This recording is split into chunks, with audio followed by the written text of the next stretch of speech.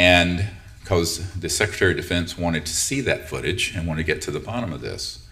And so astronaut Gordon Cooper gave the Secretary of Defense all the granular, actionable intelligence you would need to retrieve that information, and then got back later to Gordon Cooper, and the Secretary of Defense said, I'm denied access, apparently, because that has disappeared into some black hole. Now, this is the Secretary of Defense of the United States. So I tell these stories not because they're just apocryphal or sort of, but it shows a pattern that's very important from a legal point of view. And that is, and this is where I would differ a little bit with my friend, Mr. Hellier. We don't need to rescind the National Security Act. What we need to do is to violate illegal projects that are using the National Security Act illegally. Let me go through that again. Get your mind around this. If an operation is illegal and is lying to the president and to Congress or to your parliament and your prime minister or your minister of defense, because as minister of defense said, he wasn't read into the projects that I know are going on in Canada today and at the time he was MOD head. Those projects are, by definition, off the reservation.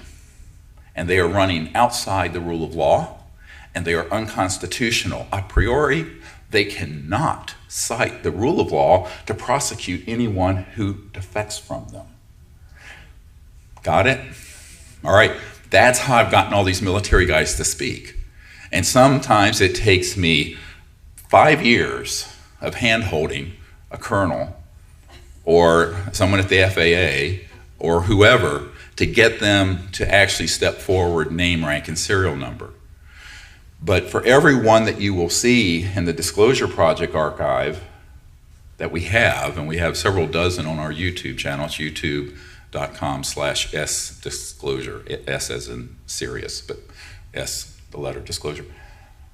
We have about 800 more, or more than that have given me information, documents, what have you, about programs they've been in, but they're terrified to come forward. So what we really need is an executive order that would say, you are hereby allowed to speak about these projects since they have been run illegally for 70 years.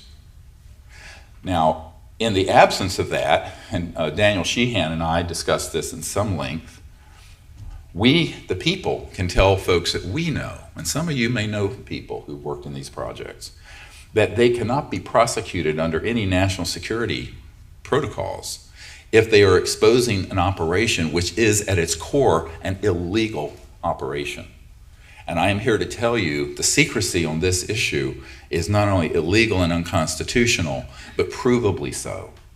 Because in proof of the pudding is this: I have published and put out top secret documents that were handed off to me by folks in the CIA and NSA that have not been declassified. Why am I not in prison? It would open up the ball of wax?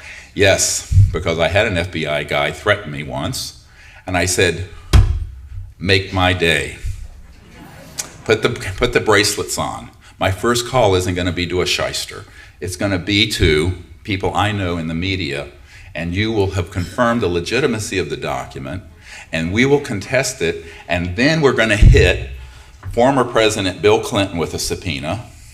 We're going to hit the CIA director I briefed with a subpoena, the head of the Defense Intelligence Agency that I met with for hours who had been denied access to these projects, a 3-star general, Patrick Hughes.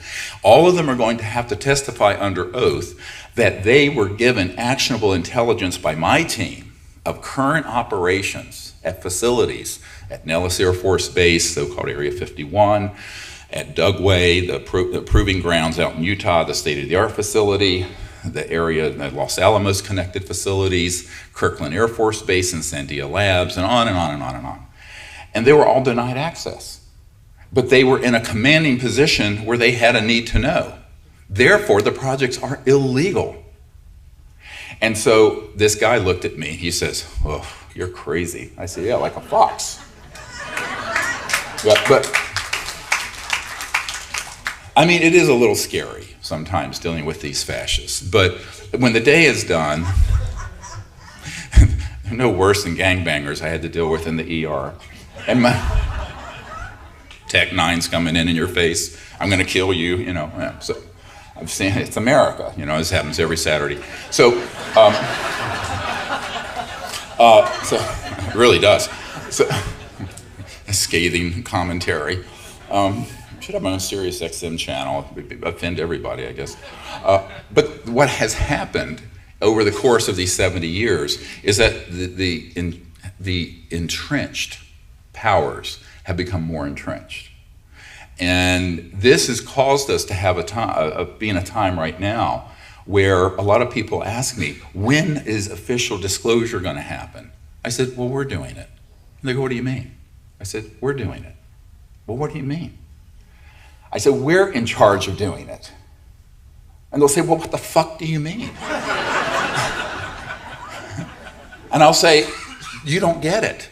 The people who are inside that cabal who want this out are asking us to do it.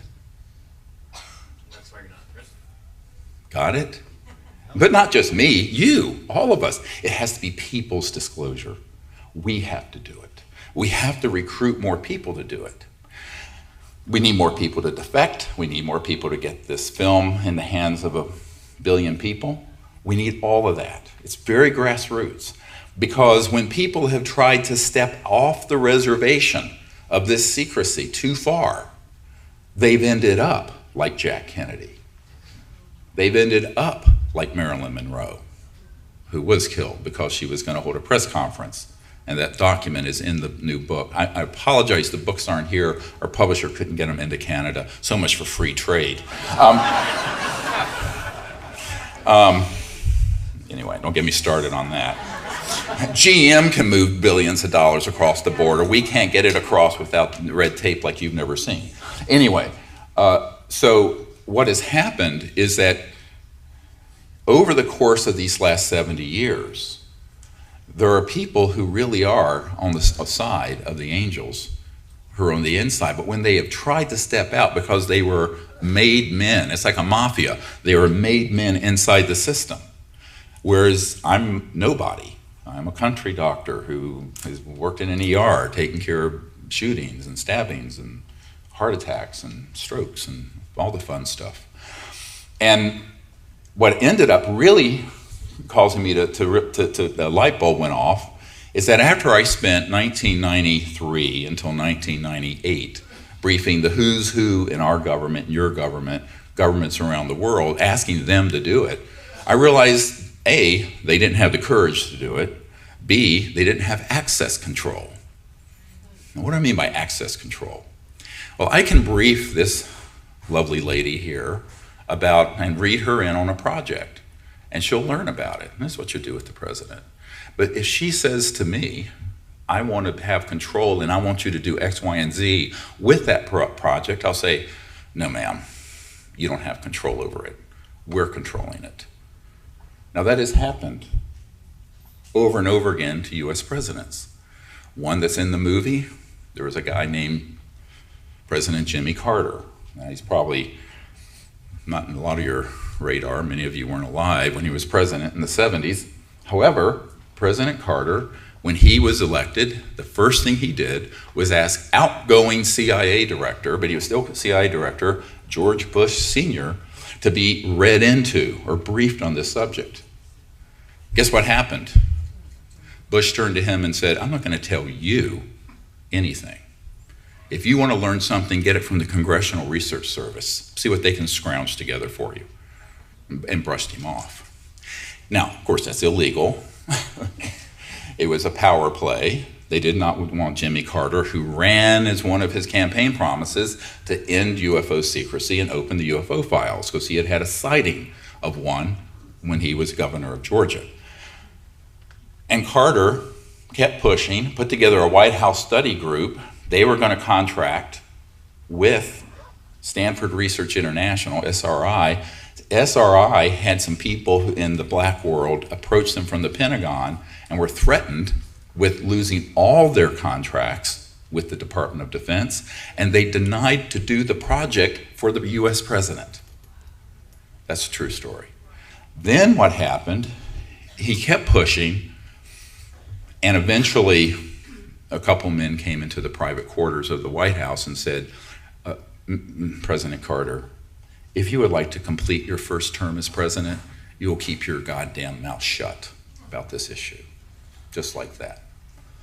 Now that happened, and we know that happened because I know the Carter people in the Carter family and in the Carter Center.